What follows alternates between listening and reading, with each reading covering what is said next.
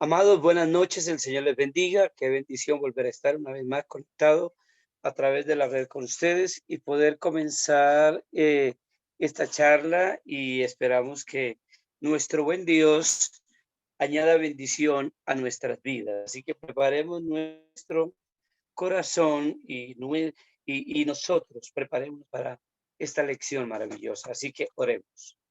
Soberano Dios y buen Padre Celestial, en esta noche nos presentamos delante de tu presencia y te damos gracias, oh Dios, porque en tu infinita gracia y en tu misericordia, Dios, nos amas, nos enseñas, nos formas, nos educas y todo esto es extraordinario y maravilloso para nosotros. Padre, gracias porque nos da la oportunidad de meditar en tu bendita palabra, Señor, a través de este estudio acerca de los últimos tiempos. Por eso nos presentamos todos delante de tu presencia en este momento y que sea el Espíritu Santo quien nos asista y prepare nuestro intelecto, prepare nuestro corazón y disponga toda nuestra vida, Señor, para que con estos estudios, Señor, nosotros crezcamos en fe al crecer en el conocimiento tuyo. Padre, quedamos en tus benditas manos, en el nombre de tu Hijo amado Jesús. Amén. Amén. Amados, en la lección anterior estuvimos hablando acerca de estas doctrinas que son centrales para el cristianismo. Y lo hicimos como una manera de introducción para ya entrar a mirar aspectos de la escatología de los últimos tiempos. Y dijimos que en la doctrina nuestra, en lo que nosotros creemos, tenemos doctrinas que son periféricas, o sea, que no implican para nuestra salvación, o que sí implican porque todas las doctrinas bíblicas pues son importantes, pero hay unas mucho más importantes porque tienen mayor centralidad. Dijimos, por ejemplo, que la Biblia habla de nuestro Señor Jesucristo. Toda la Biblia, el tema es la redención y habla del Señor Jesucristo. Y dijimos que hay un pasaje en el Antiguo Testamento donde se habla de un gigante que tiene, o de unos gigantes que tienen 24 dedos en cada extremidad, en su mano, 6 dedos, en sus pies también, cada uno con 6 dedos. Dijimos, ¿cuál de los dos tiene mayor importancia o mayor centralidad en las Sagradas Escrituras? Indudablemente la persona de nuestro Señor Jesucristo. Dijimos que así hay doctrinas bíblicas. Entonces dijimos que en la escatología algunas doctrinas pueden ser periféricas.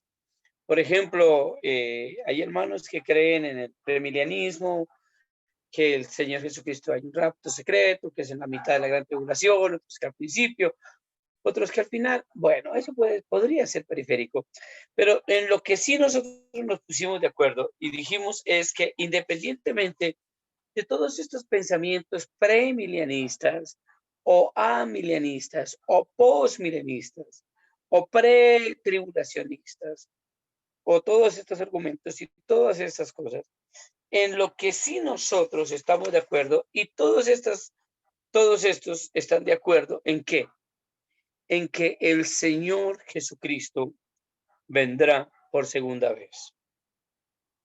Entonces estuvimos mirando que una de las grandes centrales o una de las grandes doctrinas que es de centralidad fundamental en la escatología bíblica es precisamente que la segunda venida de nuestro Señor Jesucristo. Y dijimos que, ¿qué es lo que yo tengo que creer de la segunda venida? Lo que yo tengo que creer de la segunda venida de nuestro Señor Jesucristo es que es un acontecimiento que sucederá realmente, que es histórico, que será literal y que será físico, no solamente espiritual, no solamente que será algo allá en el orden, no, sencillamente será algo que será histórico, literal y físico. No solo es figurado, sino no solo espiritual, sino que físico, corporal. Y miramos algunos textos para esto, como en Hechos 1:11, donde los ángeles dicen que así como lo vieron subir, así mismo va a descender. En Hechos capítulo 3, también me estuvo mirando, y me estuvo mirando en Primera Tesalonicenses, el capítulo 4. Y dijimos que este es un suceso, la segunda venida de nuestro Señor Jesucristo, es un suceso tan real como la creación o tan real como el diluvio. Y vuelvo a hacer el énfasis. No solamente es real, sino histórico, literal y físico, corporal. Palabra más, palabra menos. Si alguno niega esta doctrina, está negando toda la Biblia. Porque la base fundamental del Evangelio es precisamente la gloriosa victoria de nuestro Señor Jesucristo sobre la muerte y el alcance de su muerte aplicada a nuestra vida. Entonces ahí encontramos otros argumentos, por ejemplo, que esta segunda venida no solamente es histórica, literal y física, sino que es pública.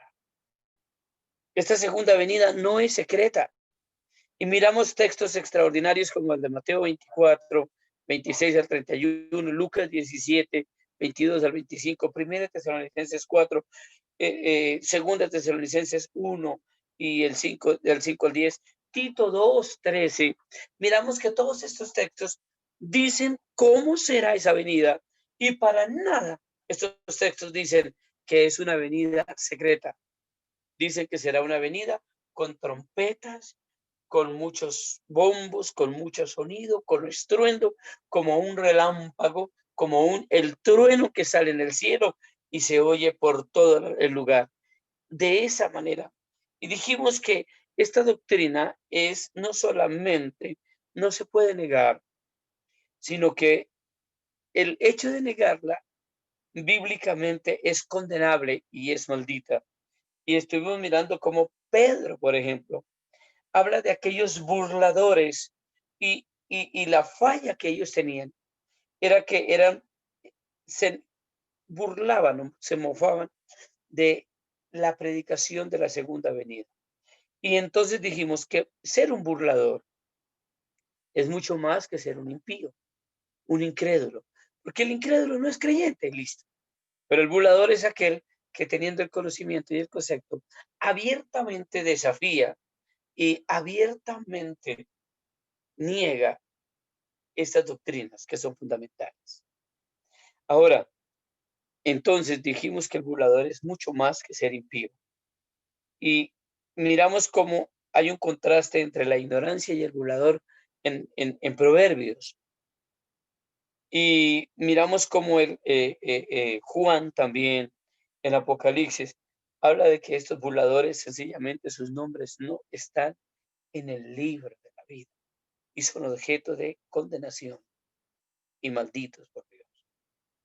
Así que doctrina fundamental y básica, independientemente de si tú eres pre o post o amilenista, lo que no puedes negar es la segunda venida literal, física y real de nuestro Señor Jesucristo. O sea, si mi hermano querido dice que es eh, eh, eh, premilenialista, pues yo lo sigo amando. Pero si me dice que Jesucristo no vino o no va a venir o ya vino o va a ser solo espiritual, ya no le puedo decir hermano, porque niega la fe, niega las Sagradas Escrituras, porque niega un fundamento básico para poder ser del reino de los cielos. Ahora, dijimos que otra doctrina central en la escatología es la resurrección, que también cuando Cristo venga, la resurrección de sus hijos será una resurrección real, también será una resurrección literal y será una resurrección corporal. Y miramos cómo Pablo, su tesis de la resurrección, es el capítulo 15 de Primera de Corintios.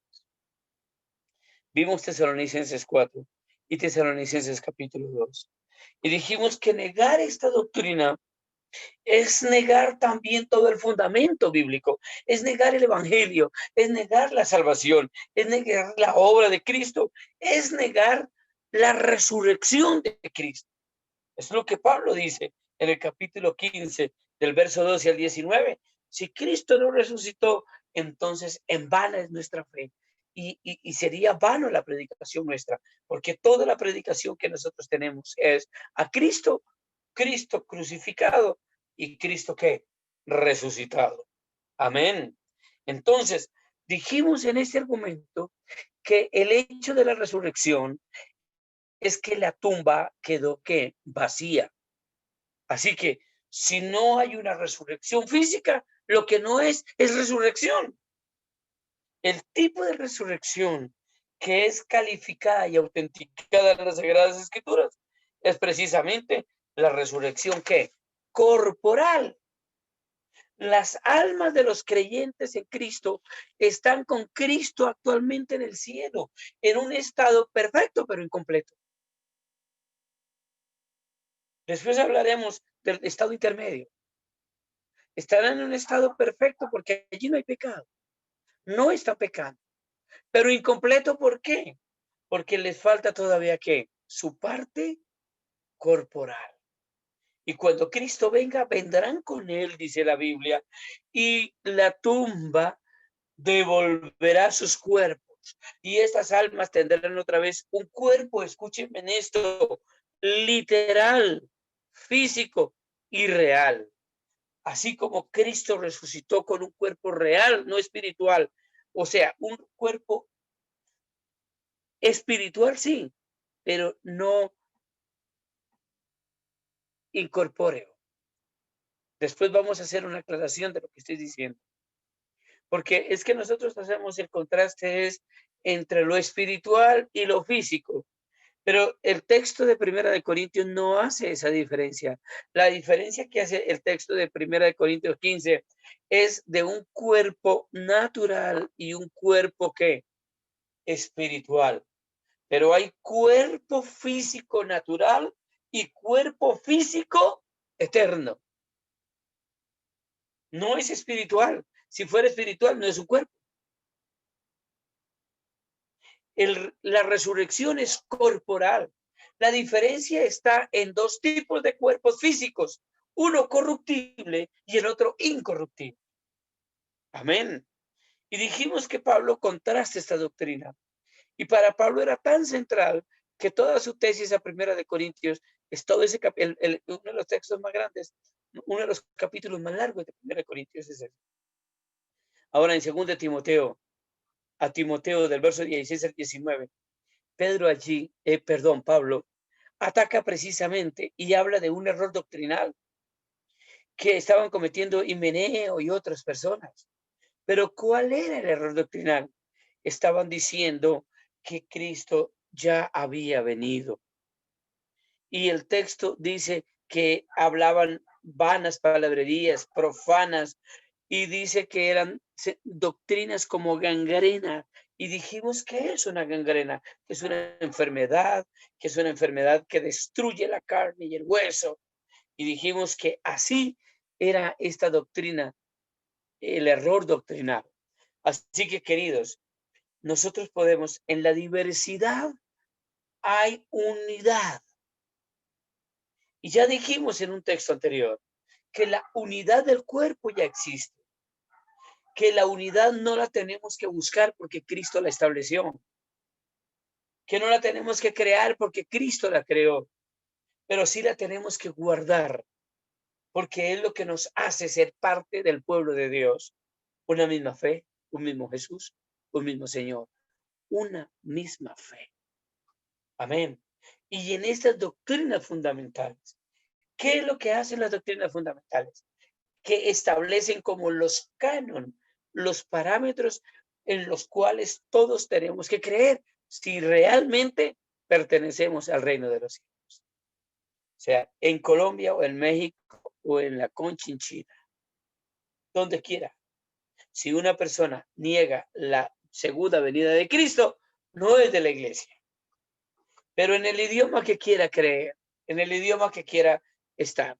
en el del estrato que sea, en la edad de la historia que sea, estas doctrinas, como que Cristo es el Salvador, como que el Espíritu Santo es el intermediario, el que nos lleva a Cristo, como que Cristo viene por segunda vez, como la resurrección corporal de Jesucristo y la resurrección corporal de los hijos de Dios en los postreros días, son tan esenciales para la fe que determinan si pertenecemos al cuerpo de Cristo o no. Y usamos textos que son claves y claros. Primero de Corintios dice, Cristo son las primicias, después los que duermen en Cristo. La resurrección no se ha ejecutado, pero sí hay un resucitado ya, una primicia, un primer fruto que se presentó delante del Padre y es la persona de Jesús. Así que allá en el cielo ya hay una evidencia de la resurrección y del estado futuro de los hombres que creen en Cristo. Amén. Así que básicamente esto es lo que estuvimos hablando hace no hace 8 días, en la lección pasada, perdón. Ahora, hoy vamos a poner ya como un subtítulo allí y vamos a entrar ya a mirar un esquema básico de la Biblia, de cómo vamos a interpretar esto. Y el primer punto que quiero que miremos es las dos edades o los dos siglos. Ahora, lo que estamos haciendo nosotros es únicamente tomar como la columna vertebral, la médula vertebral de la doctrina. Y lo que vamos a hacer es como una inducción y les damos los textos, pero lo ideal sería que ustedes se tomen el espacio, el tiempo y desarrollen mucho más los temas luego en sus casas o en sus iglesias. Ahora, la palabra griega para edad es aion. Aion en griego es lo que la Biblia en español nos traduce para nosotros siglo. En inglés, esa palabra se traduce, en las Biblias del inglés, se traduce como edad. Algunas versiones antiguas, aún en español, traducen la palabra aion no como siglo, como edad, sino como mundo. Porque la palabra aion tiene una implicación general en la cual implica tanto tiempo como espacio. Miren lo que estoy diciendo. ¿Implica qué? Tiempo y espacio. Ahora, miremos un texto, Evangelio de San Lucas, en el capítulo 20, y voy a permitirme leer, y si ustedes quieren acompañarme, vamos a leer desde el verso 27 hasta el 40, para tener ya la idea de lo que dice este pasaje, pero vamos a hacer énfasis en solo dos textos. Pero dice Lucas, capítulo 20, versículo 27. Llegando entonces algunos de los saduceos, los cuales niegan haber resurrección, noten ya, aquí entramos en el tema. Le preguntaron, diciendo, maestro, Moisés nos escribió, si el hermano de alguno muriere teniendo mujer y no dejare hijos, que su hermano se case con ella y levante descendencia a su hermano. Pero ¿cuál es el tema ya? La resurrección. Hubo pues 7 hermanos y el primero tomó esposa y murió sin hijos. Y lo tomó el segundo, el cual también murió sin hijos. La tomó el tercero y así todos los 7 murieron sin dejar descendencia. Finalmente, murió también la mujer. Noten, ya murieron los 7 que fueron sus esposos. Ahora muere también ella. El tema, ellos, los que están haciendo la pregunta, escúchenme en esto, no creían en la resurrección. Negaban la resurrección y están haciendo una pregunta cauciosa a causa de tentar a Jesús para hacerlo caer. Entonces, si es cierto que existe la resurrección, entonces le ponemos el trompo en la uña. Entonces, en la resurrección, pues, según el verso, miren el verso 33, en la resurrección, pues, ¿de cuál de ellos será mujer? Ya que los 7 la tuvieron por mujer. Entonces, miren el verso 34. Entonces, respondiendo Jesús, les dijo, los hijos de este aión, de este siglo, se casan, pero noten la diferencia de este hablando en presente. Amén. En este siglo presente, los hijos, los habitantes en esta tierra, los hijos, en este presente siglo se casan y se dan en casamiento. Mas los que fueren tenidos por dignos, mas los que fueren tenidos por dignos de alcanzar aquel siglo, o sea, el siguiente siglo y la resurrección de entre los muertos, ni se casan, ni se dan en casamiento. Noten que aquí ya se está hablando de 2 siglos, de 2 edades, porque no pueden ya más morir, pues son iguales, porque no pueden ya morir. Está hablando de un estado eterno, pues ya pues son iguales a los ángeles y son hijos de Dios al ser hijos de ¿qué? De la resurrección. Pero en cuanto a que los muertos han de resucitar, aún Moisés lo enseñó en el pasaje de la zarza, cuando llama al Señor Dios de Abraham, Dios de Isaac y Dios de Jacob. Ahora, ¿cuál es la gran lección allí? ¿Abraham había muerto cuando Moisés existía? Sí. ¿Isaac ya había muerto? Sí. ¿Jacob ya había muerto? Sí. Entonces, ¿por qué los llama que Dios es el Dios de ellos? Si están muertos, entonces, ¿cómo puede ser el Dios de ellos? La única manera como Moisés pudo decir que él sigue siendo el Dios de Abraham, de Isaac y Jacob, es que Abraham y Jacob pasaron fue a otro estado, a otro lugar, pero siguen vivos. Porque Dios no es Dios de muertos, es la aclaración. Porque Dios no es Dios de muertos. Abraham ya estaba muerto, pero físicamente, pero sí, no de vivos, pues para él todos que viven. ¿Quiénes son los todos? Todos aquellos por los que Cristo murió. En este momento, en el ejemplo, ¿cuáles son esos? Abraham, Isaac y Jacob. Respondiéndole alguno de los escribas, dijeron, maestro, bien has dicho, y no osaron preguntarle nada más.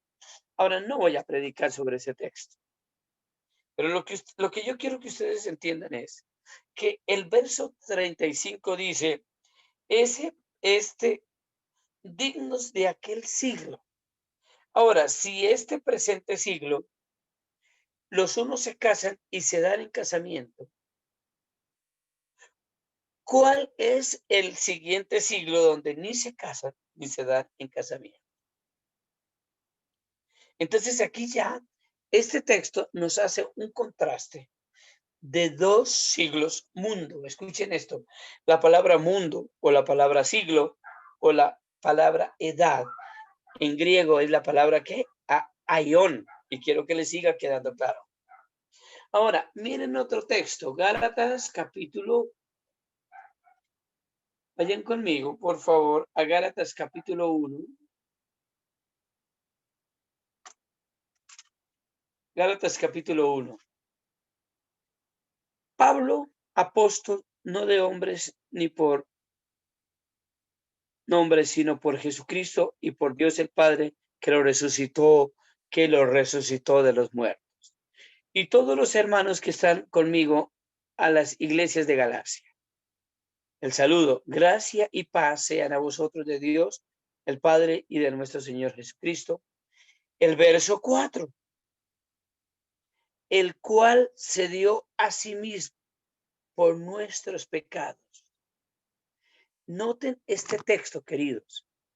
El cual se dio a sí mismo por nuestros pecados para, ¿cuál es la razón por la que él murió?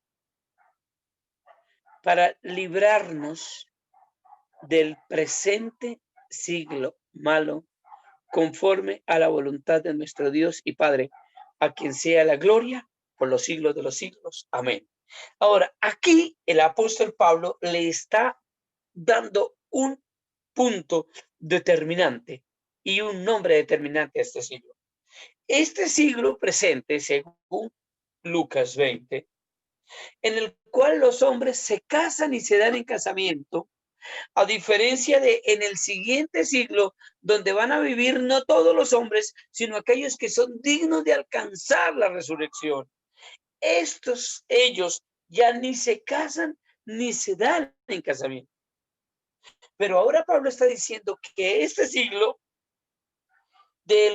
por el cual Cristo murió, fue para librarnos de este presente siglo malo, de este presente siglo mundo malo.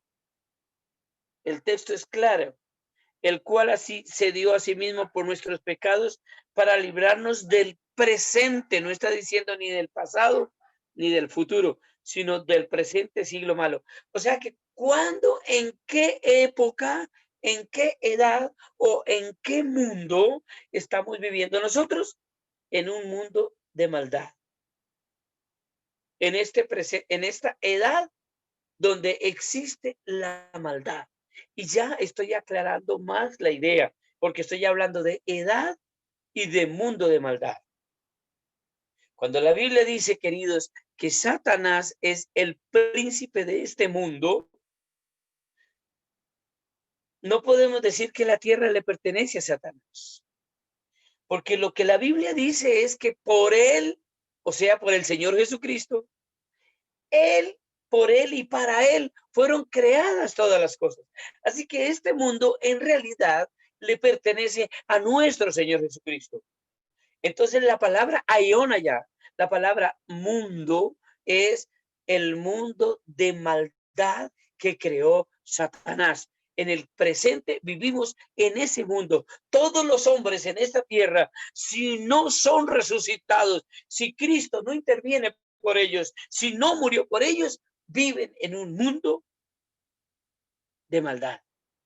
Cristo murió para librarnos del presente siglo malo, conforme a la voluntad de nuestro Dios y Padre. Ahora, conforme a la voluntad de Dios y nuestro Padre, unos serán librados. Los librados por Cristo. ¿De qué es que los libra? De este presente siglo malo. Amén. Así que, amados, la pregunta es, ¿en el cielo hay maldad? No. ¿Cristo reina actualmente? Sí. Si habla de este presente siglo malo, entonces no se refiere al cielo. Se refiere a este mundo en el cual nosotros estamos existiendo. Ahora déjenme hacer una nota aquí. Estos textos también nos dan una idea que es clara. Desafortunadamente nosotros en las iglesias hemos cantado algunos himnos que dicen que ya el tiempo no existirá más. Y es verdad que no habrán lágrimas, ni lloros o enfermedad. Pero la Biblia nunca dice que el tiempo dejará de existir. La Biblia nunca dice que el tiempo se acabará.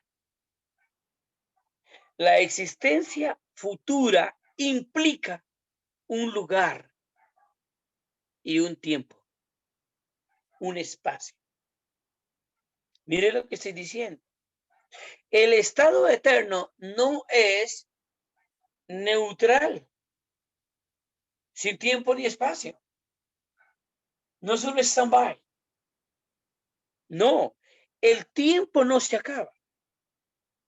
El estado eterno el estado, noten lo que voy a decir, y todo esto lo vamos a sostener más adelante con nuestros textos. El estado eterno es el siglo venidero, según Lucas 20, donde ni se casan, ni se dan en casamiento, porque serán iguales a los ángeles.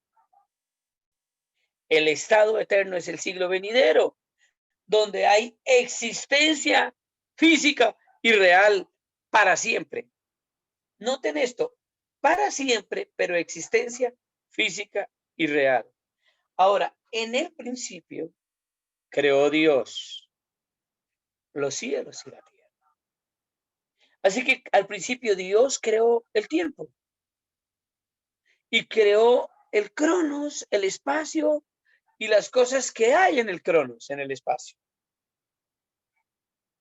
Así que nosotros somos criaturas creadas, así como se creó el cielo, la tierra, como se creó este siglo y el siguiente siglo.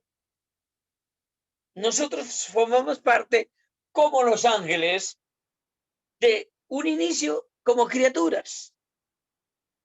Así que nosotros no somos Dios. La gran diferencia entre Dios y nosotros es que Dios es supratemporal.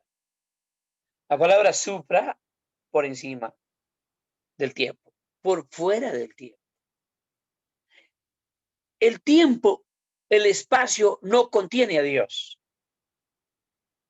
Algún día, hablando de teología propia, quizás podamos hablar acerca de esa excelencia o ese atributo de Dios, que es la inmensidad. Y tú vas a encontrar que en la inmensidad Dios es extraordinariamente supratemporal, por encima del tiempo y por fuera del tiempo. Amén. Nosotros somos criaturas. ¿Y qué nos hace que seamos criaturas? Que tuvimos un principio y tenemos un tiempo y tenemos un espacio. Así que la Biblia es determinante, queridos. Y ya hemos leído un texto, pero más adelante, dos textos hemos leído con Gálatas, pero más adelante vamos a seguir desarrollando el tema y vamos a encontrar muchos más textos que nos reafirman esta teoría o este argumento bíblico que estamos dando hoy acerca de estas dos edades o de estos dos siglos, de este dos aión, este presente siglo malo y el futuro siglo que no es malo, que es bueno, que es eterno, en el cual hay tiempo y espacio como lo hay en este. Amén. Ahora, en este esquema en el cual la Biblia habla del siglo presente y del siglo venidero, vamos a tratar de desglosarlo un poquitico más a través de tres proposiciones. Y la primera proposición que vamos a dar es que los dos siglos, o sea, el siglo presente malo y el futuro siglo bueno, el presente siglo temporal y el siguiente siglo eterno, note que ya estoy estableciendo diferencias entre un siglo y otro. Los dos son todo el tiempo existente creado por Dios. No hay un tercer siglo, ni antes del presente siglo malo, ni lo habrá después del siguiente siglo bueno, porque el siguiente siglo bueno es eterno. Amén. Los dos, mire, todo lo que abarca la creación tomó inicio en Génesis 1:1 y termina en el estado eterno. Y todo lo que abarca todo, está todo cobijado, incluido dentro de este paréntesis que se llama presente siglo malo y futuro siglo bueno. Ahora, vamos a mirar entonces otros textos para esto. Devolvámonos un poquitico a Mateo capítulo 12. Mateo capítulo 12.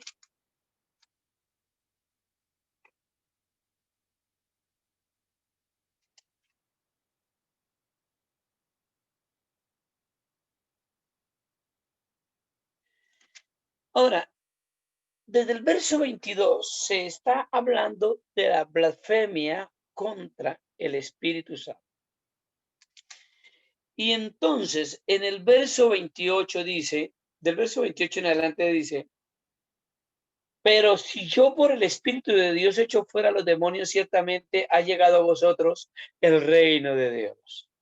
Porque ¿cómo puede alguno entrar en la casa de un hombre fuerte y saquear sus bienes si primero no le ata y entonces podrá saquear su casa?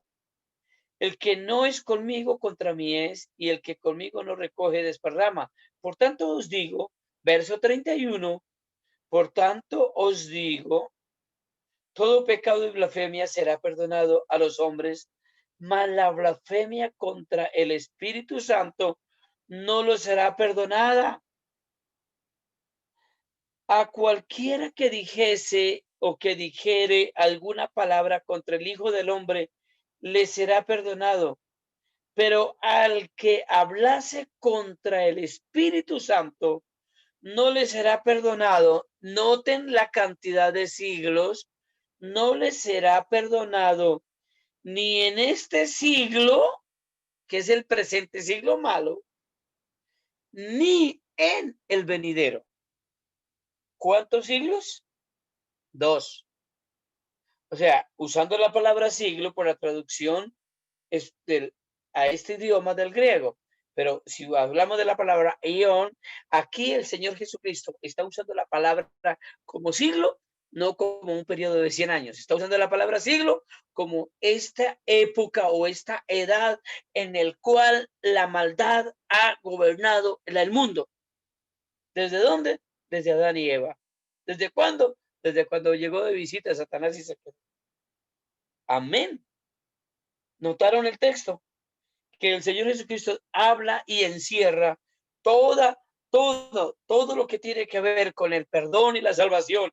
Está incluido con el perdón en este siglo y en el siglo venidero. Amén. Ahora, el contexto de este pasaje es Marcos capítulo 3. Vayamos un momentico al Evangelio de San Marcos, al capítulo 3. Evangelio de San Marcos, capítulo 3. Y como dije ya, es el contexto del el verso 20 habla del mismo tema, la blasfemia contra el Espíritu Santo. Pero vaya al verso 29, como ya leímos el texto, es el mismo pasaje, pero cualquiera que blasfemare contra el Espíritu Santo no tiene jamás perdón, sino que es, reo de juicio que eterno. ¿Escucharon esto? Así que el texto aquí está aclarando Marcos que Cristo haya dicho este siglo ni en el siglo venidero. Implicó el Señor Jesucristo que la blasfemia contra el Espíritu Santo jamás tendría perdón, sino que es reo culpable de juicio eterno, eterno. Entonces, amados queridos, el texto con su contexto nos da la idea. Marcos capítulo 10, ahí ya que estamos en el Evangelio de San Marcos, hacia Marcos capítulo 10, el versículo 29. Respondió Jesús y les dijo, de cierto os digo que no hay ninguno que haya dejado casa o hermanos o hermanas o padre o madre o mujer o hijos o tierras por causa de mí y del evangelio, que no reciba 100 veces más ahora en este aión, en este tiempo.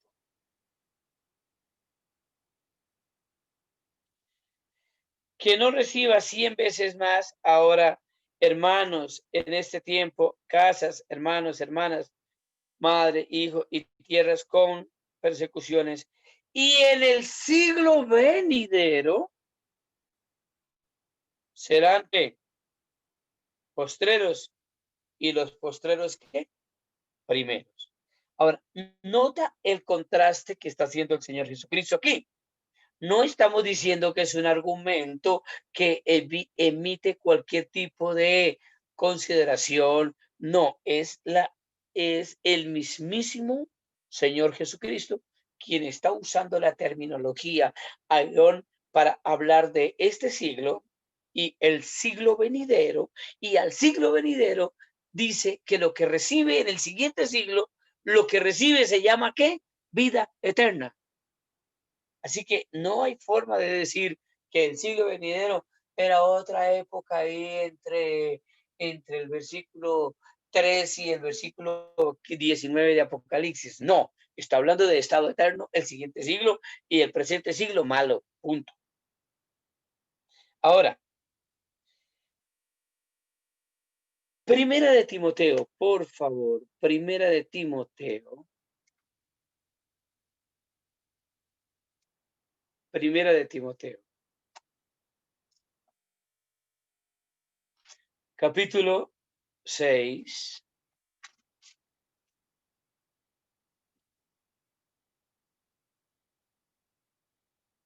El versículo 17 dice: a los ricos de este siglo, o sea, de esta edad mala, a los ricos de este siglo manda que no sean altivos, ni pongan la esperanza en las riquezas, las cuales son inciertas, sino en el Dios vivo, que nos da todas las cosas en abundancia para que las disfrutemos. Que hagan bien, que sean ricos en buenas obras, dadivosos, generosos. Noten el contraste, versículo 19, atesorando para sí buen fundamento para lo porvenir. La palabra porvenir implica para el futuro en el griego, que echen mano de la vida que eterna. Noten que con lo que usted haga en este siglo, abona y germina y echa fundamento para merecerse que la siguiente vida, o sea, la vida eterna. Pablo, como Cristo, está hablando de 2 siglos y en este siglo manda a las personas que tienen con qué que ayuden a los que no tienen, para que así, entonces, cuando Jesucristo venga, les diga, bendito de mi Padre, porque cuando necesité, usted me ayudó. Amén. Así que, queridos, este siglo, ¿cuándo inició? Este presente siglo, volvemos a aclararlo. Este siglo malo inició con la creación. La Biblia es clara y para mí Génesis es narrativa. No es alegoría, no es poema, no es profecía. Génesis para mí es literal, es narrativo histórico. Amén. Y Génesis dice que en el principio creó Dios los cielos y la tierra. Y la palabra cielo y tierra incluye todo lo que en ellos que hay, tiempo y espacio. Tiempo y espacio. Así que Dios creó el tiempo y así creó este siglo. ¿Qué pasó con este siglo? Este siglo Dios lo creó bueno.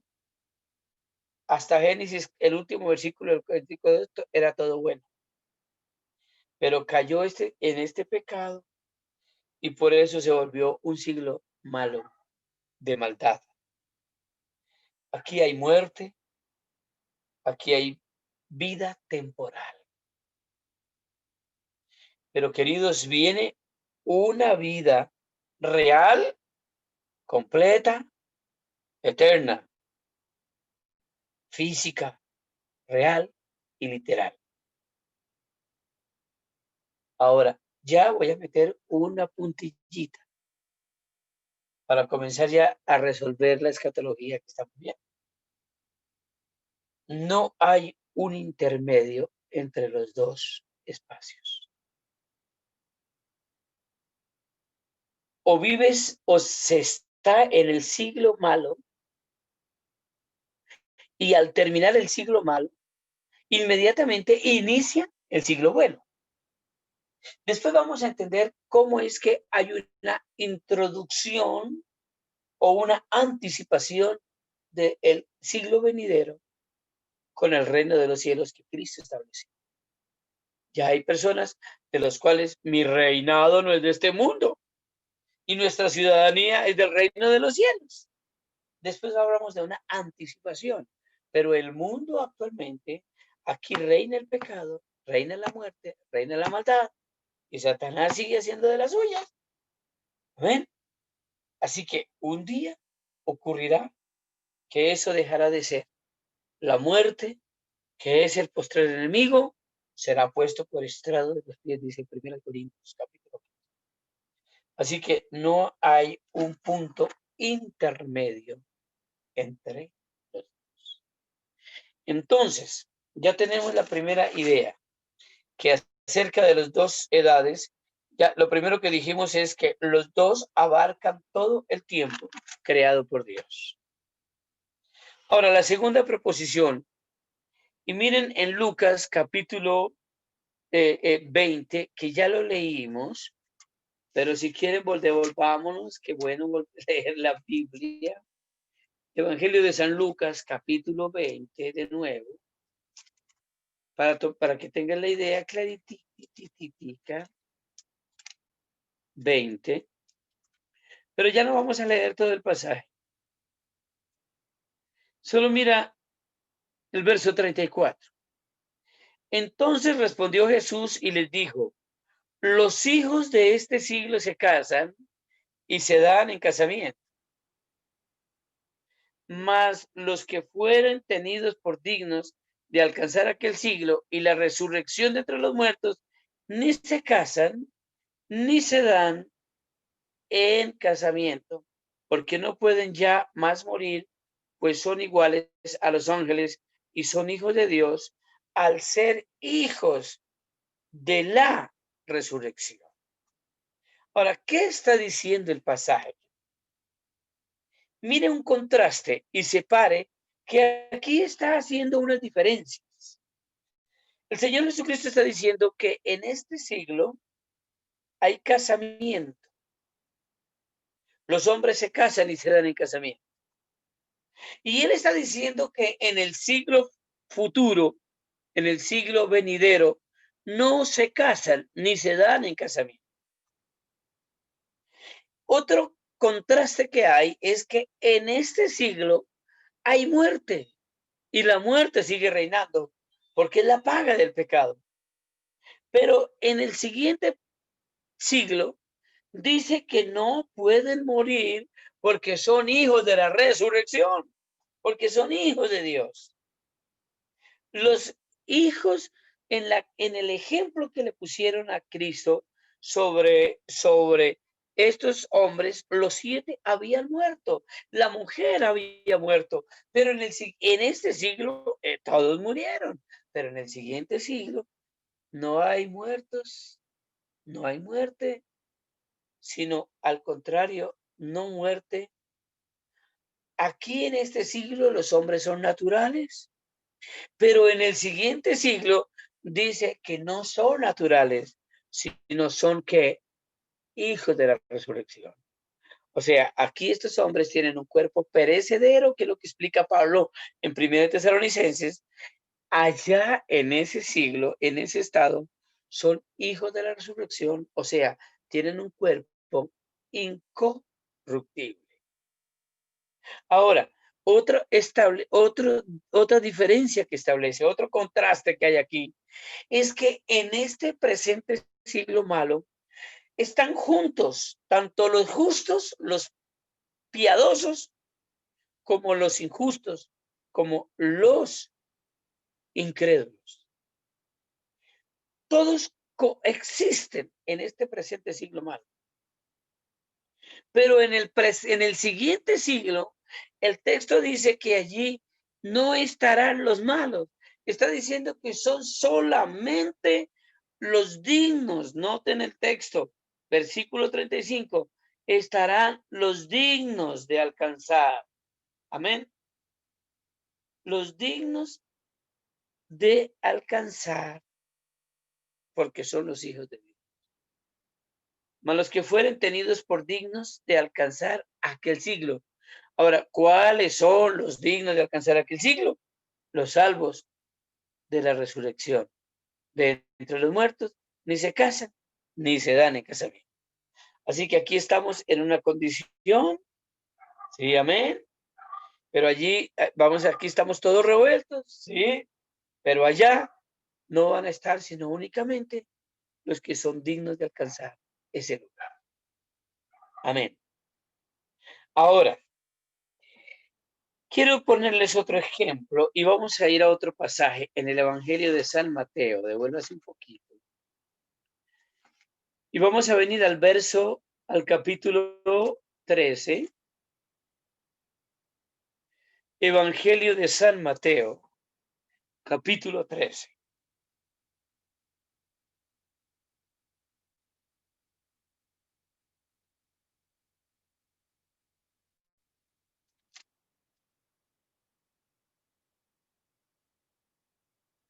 El versículo 24 dice, les refirió, y no vamos a entrar en el contexto a quién les habló, no, vamos a mirar específicamente lo que el Señor está diciendo.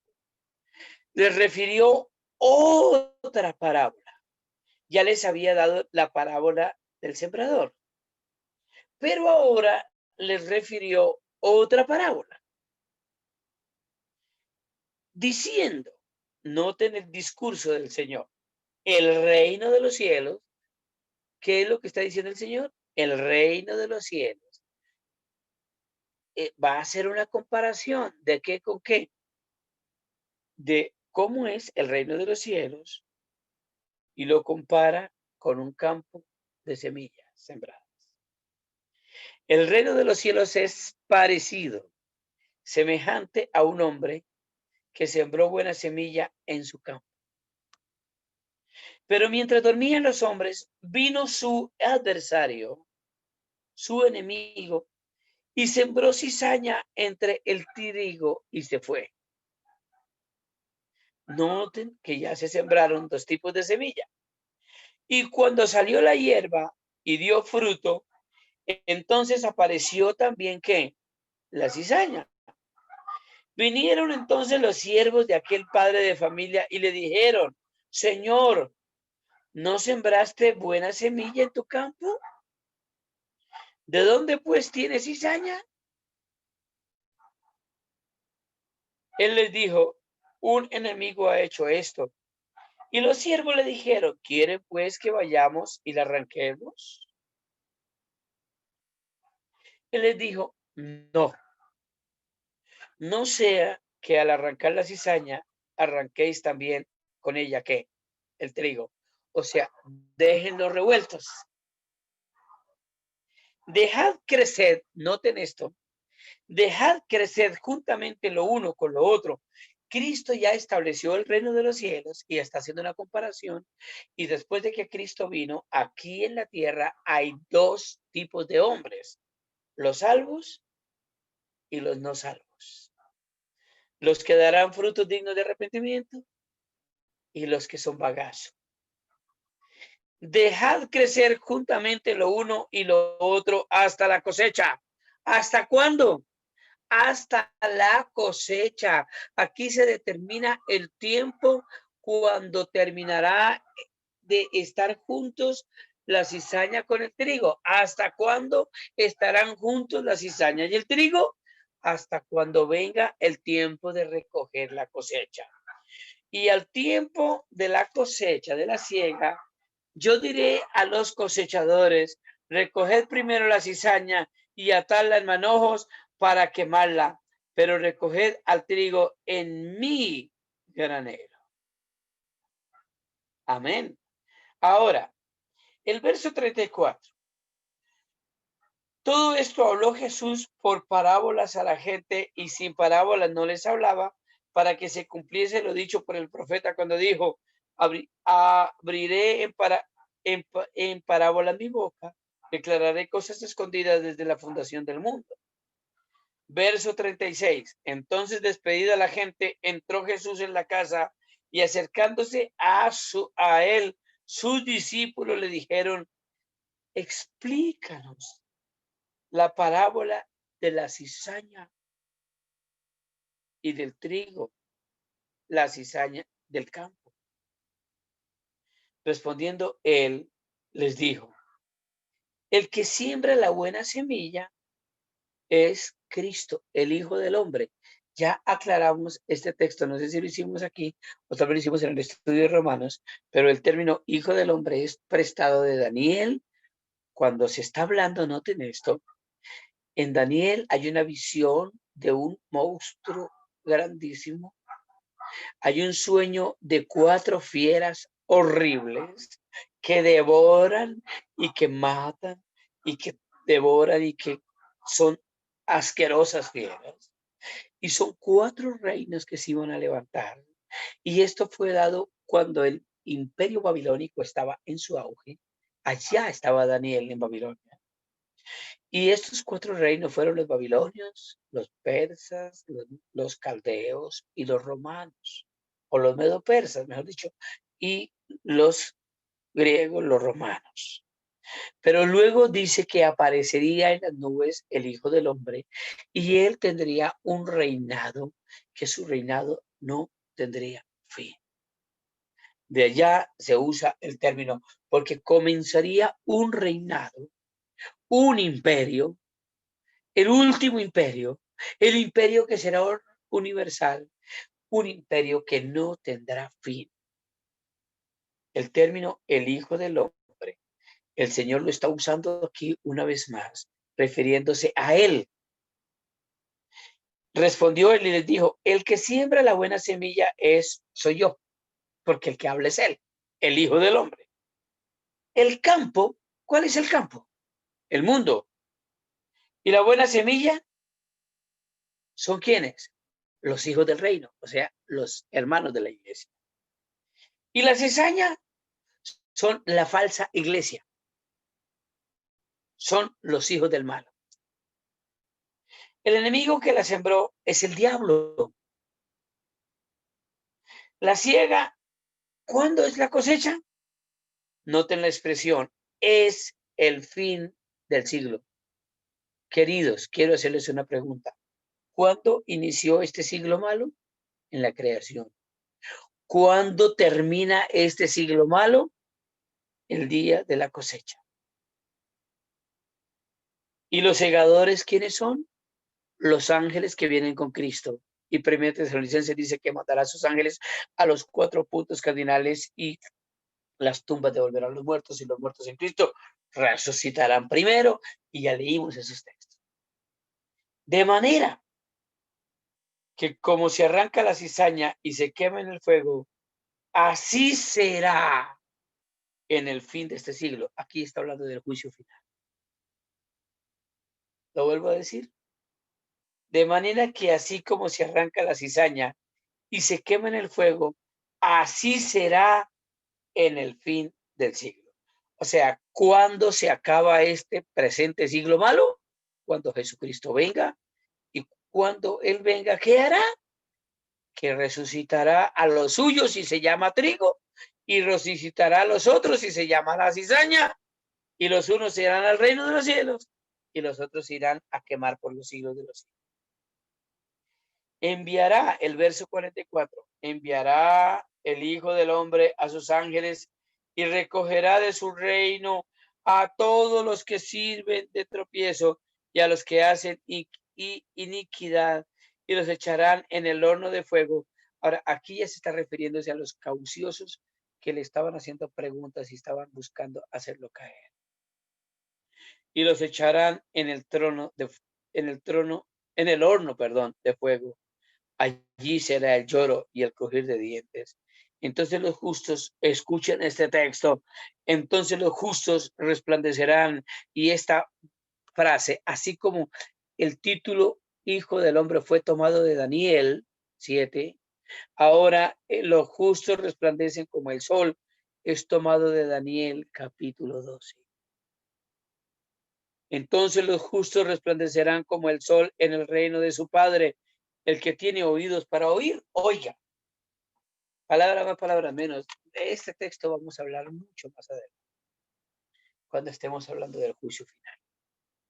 Pero este texto es maravilloso, porque este texto sencillamente nos trae unos contrastes tremendos. En este presente siglo malo, el trigo y la cizaña mezclados. En el futuro siglo venidero bueno, solo el trigo. En este presente siglo, una condición natural. En el siguiente, una condición gloriosa, gloriosa, glorificada. Daniel capítulo 12, el último texto, brillarán, resplandecerán como el sol en el reino de su Padre. Amén.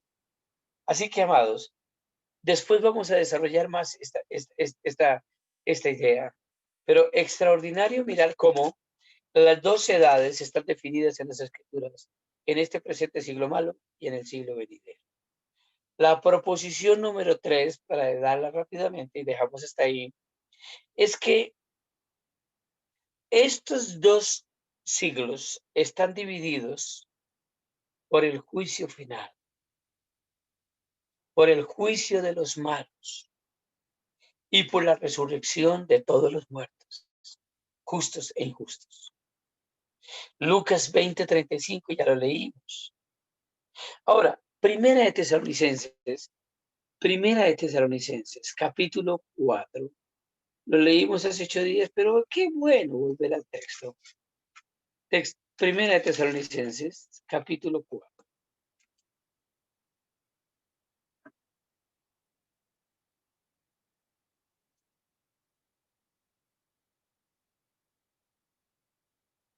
Por tanto, queremos, hermanos, que no ignoréis que a los que duermen, para que no os entristecáis como los otros que no tienen esperanza. Porque si creemos que Jesús murió y resucitó, así también traerá Dios con Jesús a los que durmieron en él.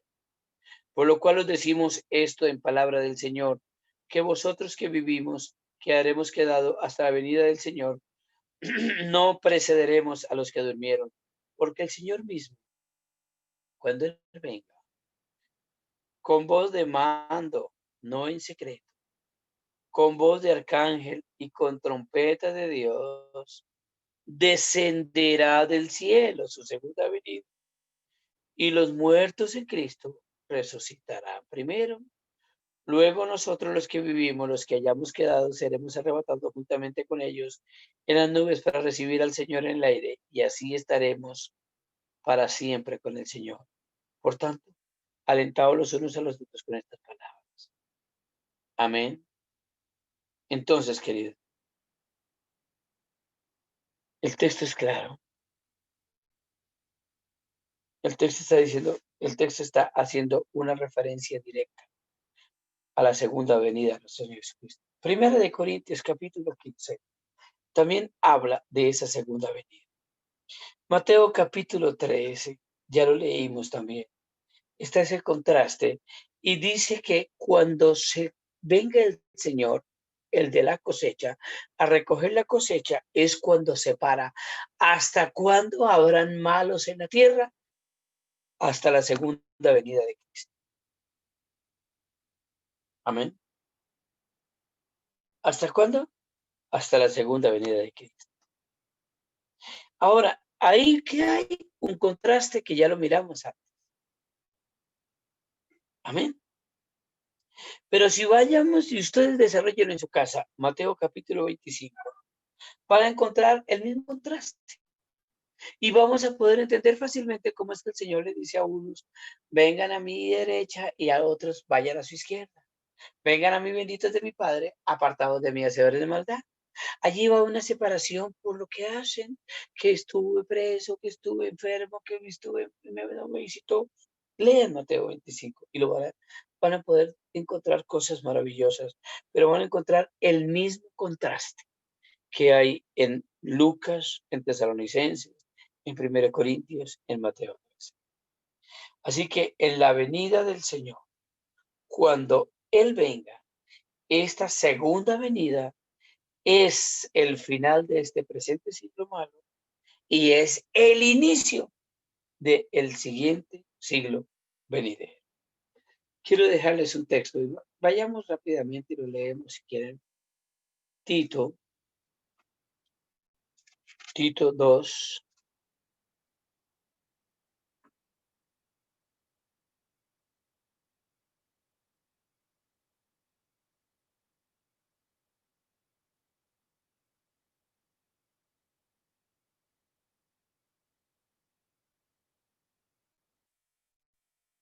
Tito,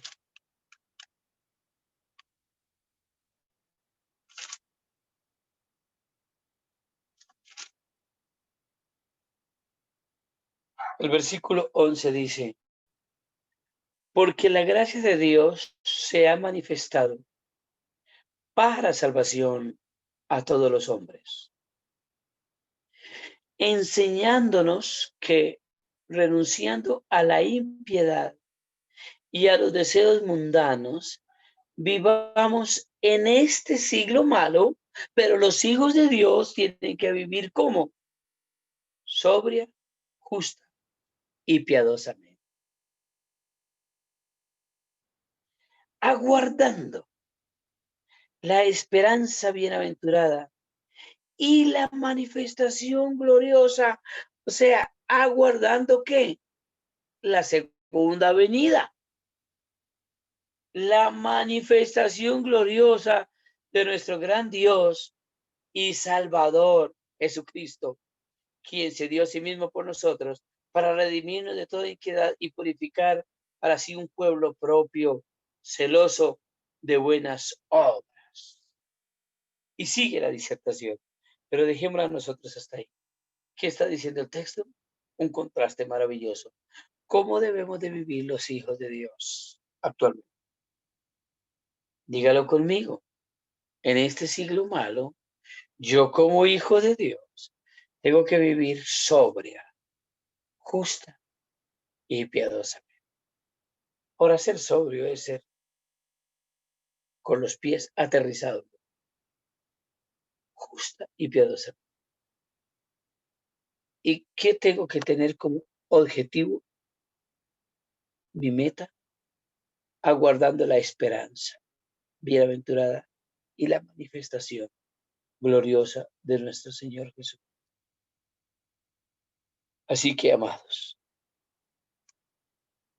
estos textos son claros. Para resumir, entonces, la Biblia nos habla de que todo el espacio y el tiempo creado por Dios está dividido en 2 edades. Y la Biblia lo llama espacios, siglos o mundo. La palabra griega, aion. Y está diciendo que están divididos en 2 que abarcan absolutamente todo lo que nosotros conocemos, tanto este siglo como el eterno. Hay un contraste en cómo es este siglo y cómo será el venidero. Y dijimos en tercer lugar que lo que divide el presente siglo del siglo venidero es la gloriosa manifestación en las nubes de nuestro Señor Jesucristo, o sea, la segunda venida. Después vamos a estudiar qué implica la segunda venida de nuestro Señor Jesucristo. Amén. Así que, amados, oramos y luego hacemos preguntas si quieren, por favor. Soberano Dios y buen Padre Celestial. Qué extraordinario poder estudiar tu palabra, Señor. Y poder comenzar a entender estas cosas sencillas de la escatología, simples de la escatología.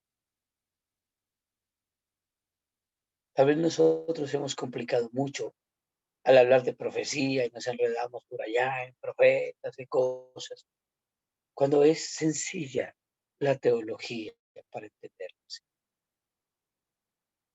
Ya teniendo claro esto de los dos siglos, ahora vamos a mirar aspectos y acontecimientos de cada uno de estos siglos.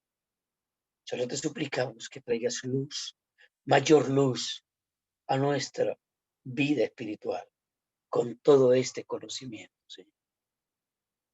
Y permítanos, oh Dios, descansar en esta premisa, que moriste en la cruz para salvarnos de este presente siglo malo y llevarnos a un siglo donde la maldad no existirá jamás. Gracias por darnos esa esperanza de resurrección. Y gracias porque nos vas a dar un cuerpo real y físico con el cual vamos a habitar en la bendita presencia tuya por los siglos de los siglos. Amén y amén.